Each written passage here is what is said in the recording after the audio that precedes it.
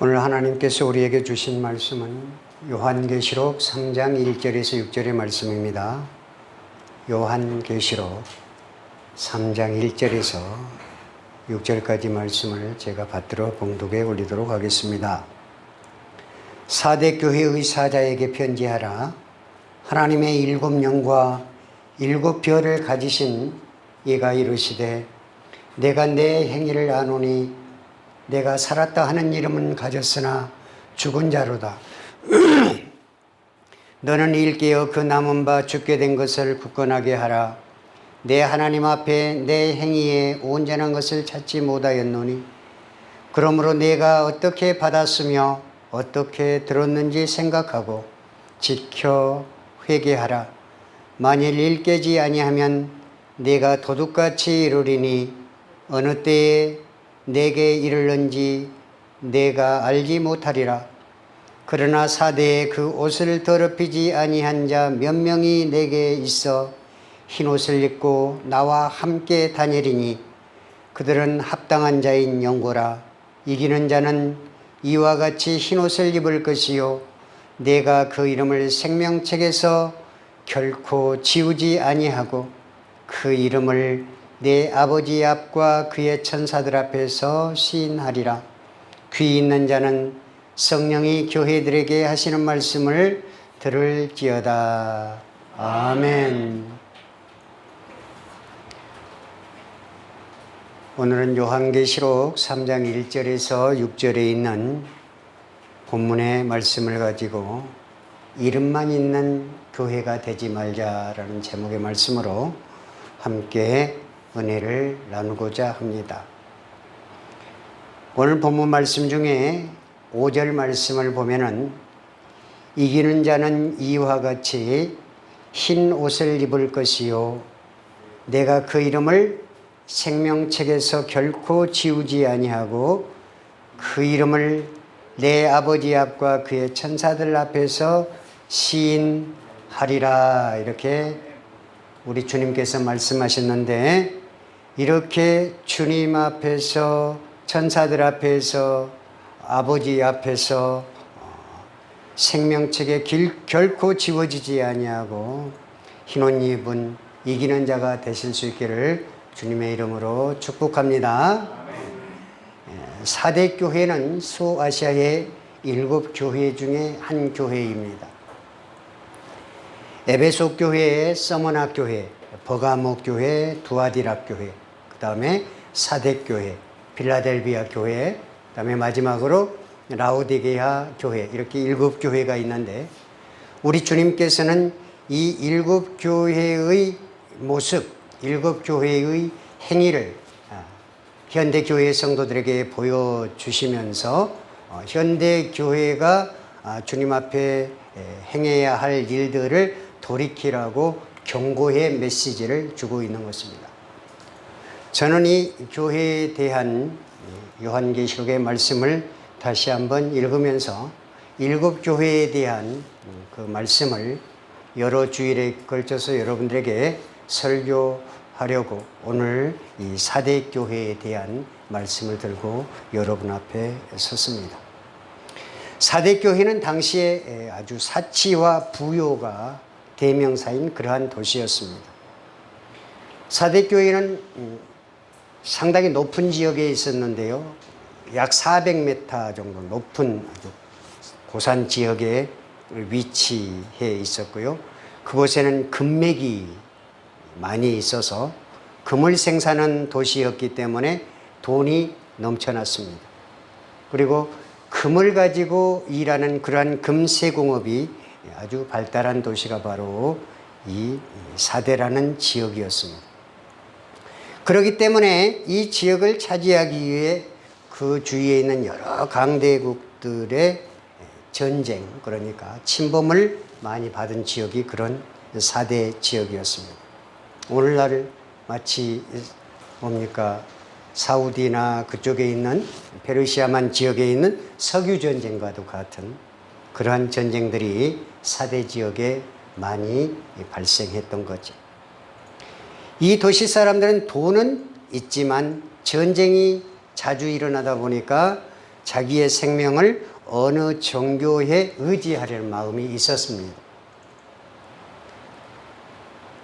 그런데 그 종교심이 예수님을 믿는 그러한 신앙보다도 더 어디에 있었다는 거예요?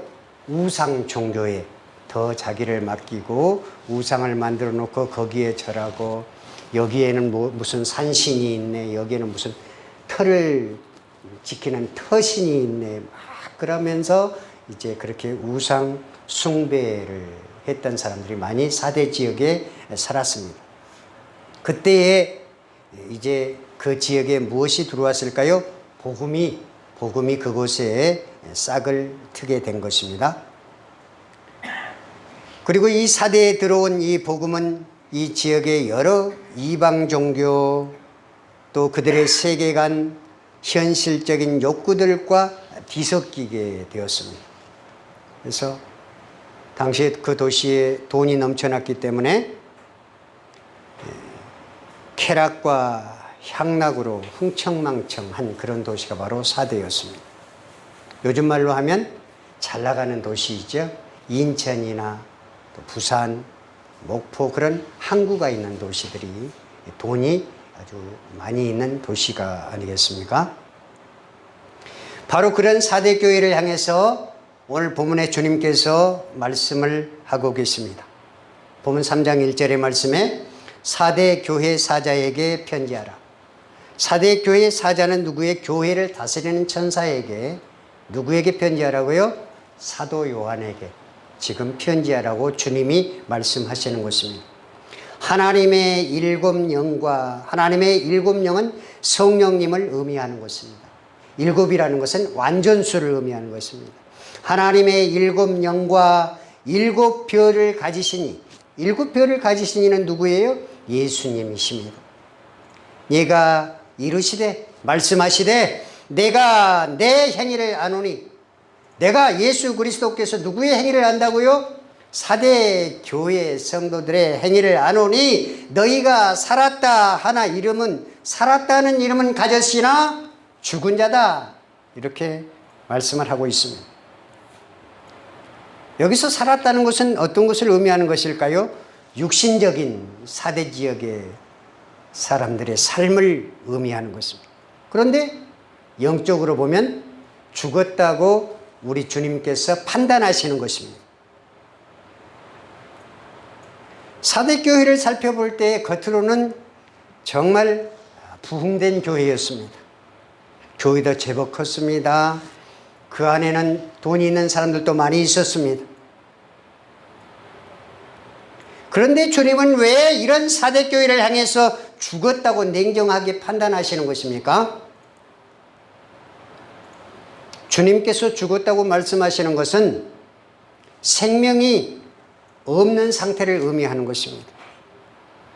외형적으로는 부흥되게 보이지만, 외형적으로는 굉장히 부흥된 것 같이 사람들의 인원수가 많이 있지만, 헌금도 많이 하는 것 같고 봉사도 많이 하는 것 같이 보이지만, 사람들로 북적북적하지만 왜 주님은 사대교회대로 죽었다, 생명이 없다라고 말씀하시는 것입니까? 성경은 생명이 없는 상태를 오늘 본문 2절에 이렇게 말씀합니다. 행위에 온전한 것을 찾지 못하였으며, 오늘 본문 3장 2절에 성경은 말씀하시기를 너는 일깨워 그 남은 바 죽게 된 것을 굳게 하게 하라. 내 하나님 앞에 내 행위에 온전한 것을 찾지 못하였으니, 우리 주님께서 사대교회를 이렇게 지금 판단하시는 것입니다.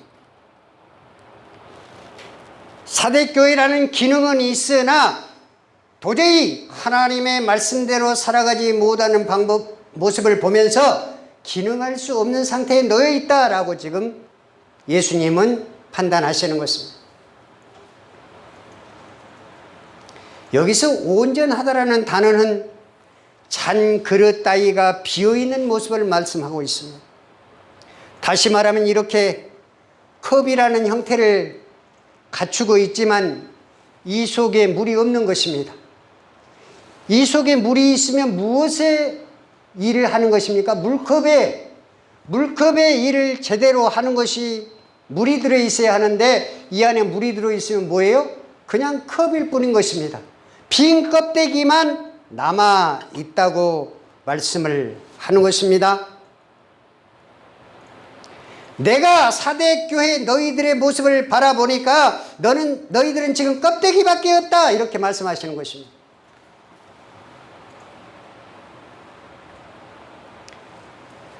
껍데기만 있으면 어떻게 되겠습니까? 생명이 없는 것입니다. 껍데기만 있으면 어떻게 되는 것입니까? 불에 던져 불살라지는 것입니다. 어느 교회에 중직으로 계신 부인이 1:1 성경 공부를 했습니다. 어느 날 이 1:1 성경 공부를 하다가 신앙 고백을 하게 됩니다.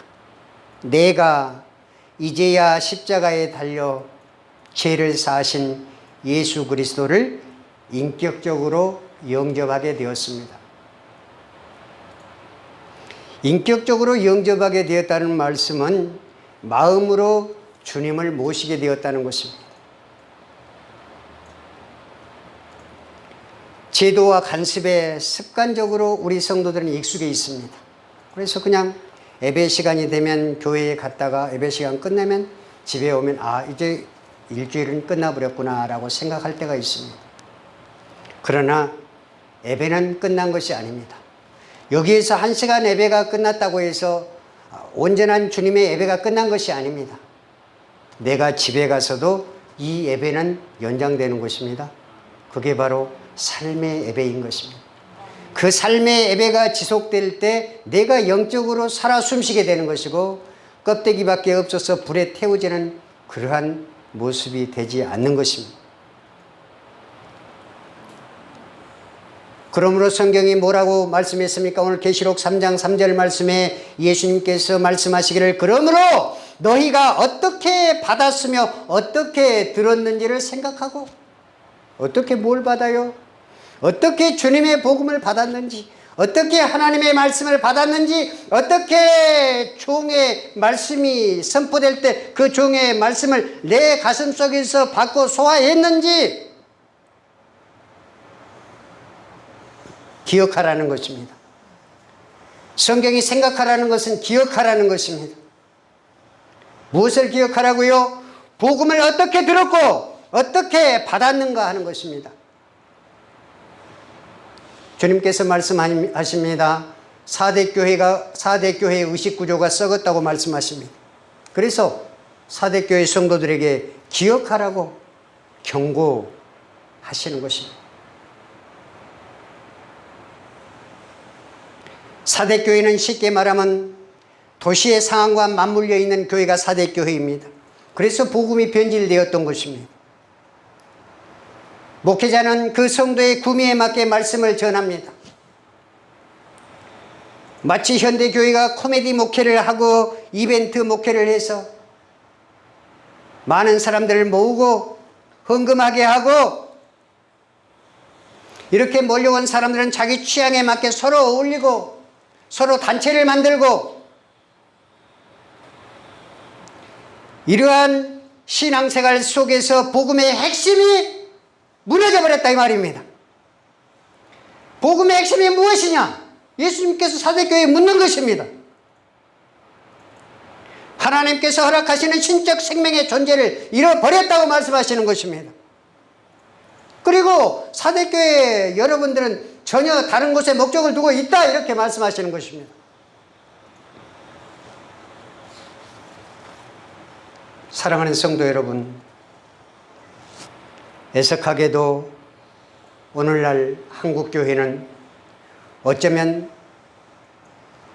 초대교회, 7교회의 4대교회와 같은 상황으로 가고 있는지도 모릅니다. 교회뿐 아니라 시대정신 자체가 대중의 의견을 존중하고 예배를 소홀히 해버리고 정부의 소리에 더 기울이게 되고 정작 중요한 복음은 그 속에서 소외시 되어지고 있지 않는지 생각을 해보아야 합니다. 주님은 소아시아 사대교회의 모습을 보면서 정말 한탄하셨습니다. 공중의 새도 깃들 집이 있고 여우도 굴이 있지만 인자는 머리 둘 곳이 없다라고 말씀하시면서 한탄하십니다. 너희들의 모습을 보면서 내가 한탄할 수밖에 없다. 여기서 인자는 예수님을 의미하는 것입니다. 예수님이 하나님 앞에서 머리 들 곳이 없다 이 말입니다. 이 말씀을 들은 무리들이 다 떠나가 버립니다. 주님은 자기를 따르는 길이 좁고 험하다고 그렇습니다. 그래서 좁은 길을 가라고 합니다. 십자가를 지라고 합니다. 고난의 길을 가라고 합니다. 험한 십자가 붙들라고 말씀하십니다. 그런데 찾는 이가 적다고 말씀하십니다. 언제나 예수님은 말씀하실 때 직설적이면서도 역설적으로 말씀하셨습니다. 지키기 힘드나 지켜야 한다. 그게 직설이고 그게 역설인 것입니다. 성경은 복음과 함께 고난을 받으라고 말씀하셨습니다. 고난을 받지 말라고 말씀하시지 않았습니다.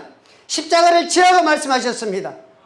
죽으라고 말씀하셨습니다. 그래야 새싹이 생명이 움튼다고 말씀하셨습니다. 그게 역설입니다. 그게 고난의 십자가입니다. 그게 생명의 십자가입니다. 그게 이기는 자의 삶인 것입니다. 그런데 이런 주님의 말씀들을 기억하지 못하고 불가능한 말로 여기는 시대가 바로 요즘 시대 현대 사회가 되어버린 것입니다. 과연 우리가 하나님을 찾고 열망하는 믿음의 상태가 초대교회의 사대교회와 어떻게 무엇이 다르다는 말씀입니까? 그래서 3장 3절에 우리 주님께서 말씀하시기를 그러므로 너희가 어떻게 받았으면 어떻게 들었는지 생각해 보라 그랬습니다. 기억하라고 말씀하신 것입니다. 이 땅에서 잘 먹고 잘 사는 것이냐? 무슨 동기로 예수 그리스도를 믿는 그리스도인이 되었느냐? 한번 살펴보라는 것입니다. 이것이 내가 복음을 이해하는 방식이냐? 물어보는 것입니다.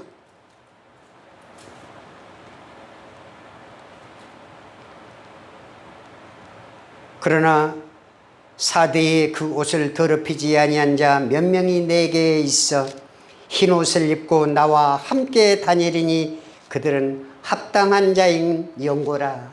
3장 4절 말씀 오늘 본문에. 그런데 그렇게 사대교회에 예수님의 복음을 기억하지 못하고 그러한 성도들이 있지만 그 중에서도 그 옷을 더럽히지 아니하고 예수님의 복음을 기억하고 믿고 헌신하면서 따르는 자 몇 명이 함께 있었으니 그들이 합당한 자다 그랬어요. 오늘 본문 3장 4절의 말씀입니다. 놀랍게도 사대교회에는 끝까지 신앙의 본질을 추구하는 신자들이 있었다 이 말입니다. 그것도 많이 있는 것이 아니라 몇 명 있었다 이 말입니다. 사랑하는 성도 여러분, 여러분은 그 사대교회에 주님의 복음을 따른 자 소수의 몇 명 안에 있는 저와 여러분 되실 수 있기를 바랍니다.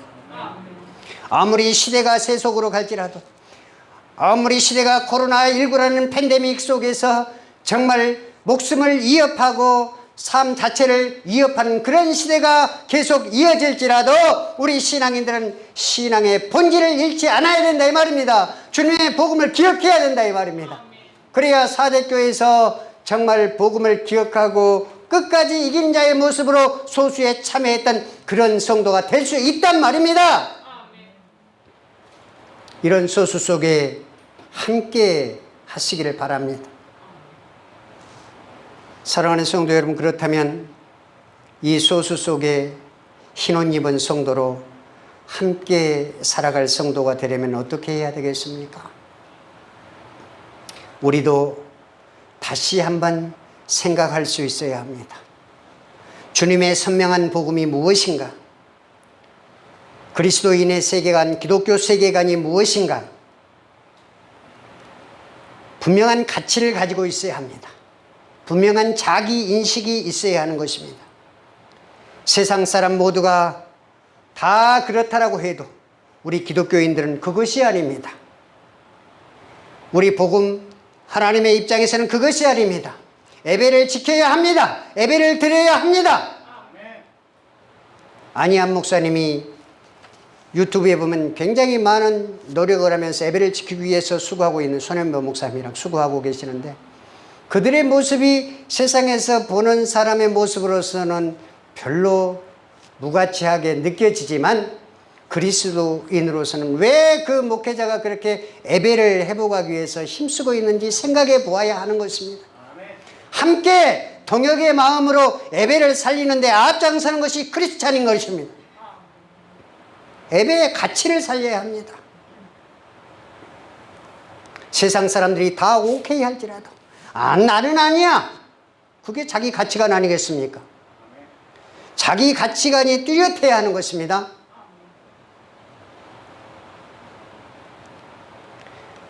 우리가 변질된 복음만을 들고 이야기한다면 십자가를 어떻게 변질된 복음으로 십자가를 설명할 수 있겠습니까?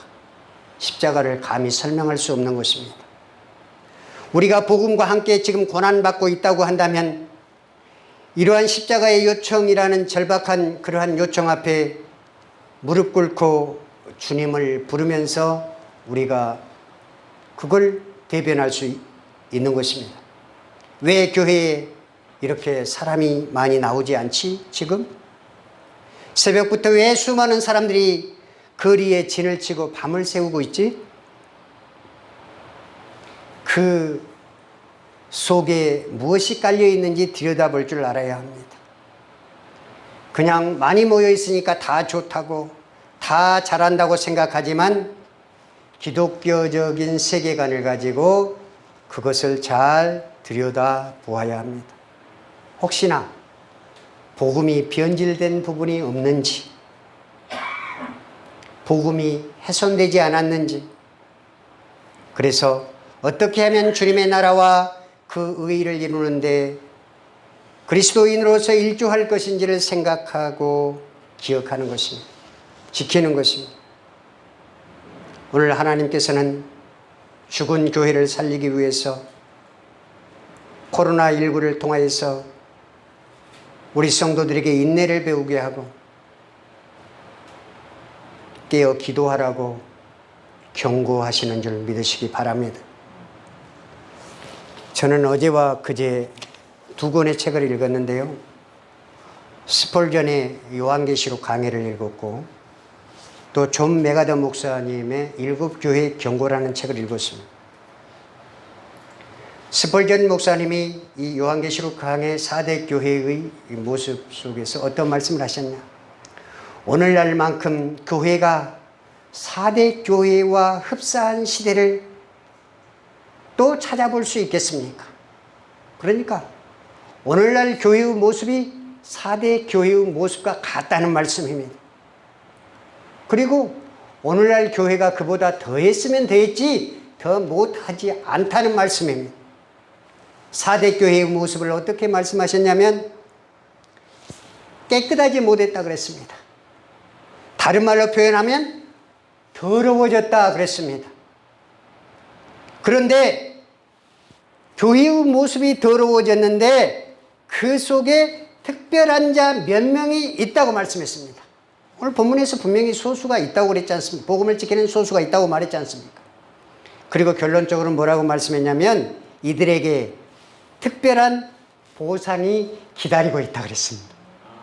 그게 하늘의 복인 줄 믿으시기 바랍니다. 스폴전 목사님이 강조했듯이 우리에게 주신 하나님의 복, 그것은 4대 교회의 소수에 우리가 참여했을 때에 그 복음을 기억하고 생각하고 이기는 자가 되었을 때에 특별한 보상을 하나님께서 해 주실 줄 믿으시기 바랍니다. 또한 제가 존경하는 존 메가더 목사님은 이렇게 기록을 했더라고요. 일곱 교회에 대한 경고라는 이 책에서 4대 교회는 겉으로는 아무것도 잘못된 것이 없는 것처럼 보였다. 그러나 주님께서는 사대교회에 보낸 편지에서 교회가 죽었다고 선언하셨다. 이렇게 존 메가더 목사님은 표현을 하셨습니다. 예수님은 어떻게 표현을 했을까요? 사대교회가 죽었다고 했습니다. 40년도 못 되어 에베소 교회처럼 사랑을 잃어버렸고, 버가모 교회처럼 세상과 타협했고, 두아디라 교회처럼 부패했다. 이렇게 예수님은 진단했습니다. 왜 이들은 영적 쇠퇴의 길로 가게 되었을까요? 사랑하는 성도 여러분, 그러면 우리 은혜와 평강교회는 이 말씀 앞에 자유로울 수 있을까요? 자유로울 수 없습니다. 현대교회가 이 말씀 앞에 자유로울 수 있을까요? 자유로울 수 없다는 말씀입니다. 사랑하는 성도 여러분, 어떻게 해야 하는 것일까요? 우리 주님께서 혹독한 경고와 혹독한 책망을 하시더라도 끝까지 돌아오라고 강권하시는 하나님의 사랑을 깨달아야 합니다. 그리고 회개해야 합니다.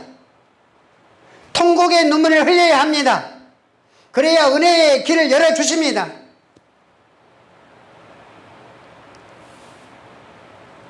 오늘 우리 주님께서 다시 돌아오면 하나님의 말씀을 기억하고 지키면 이기는 자가 되게 하고 하나님 나라의 복을 받는 소수의 하나님의 백성이 되게 해주시겠다는 약속이 여러분의 마음속에 각인될 수 있기를 바랍니다.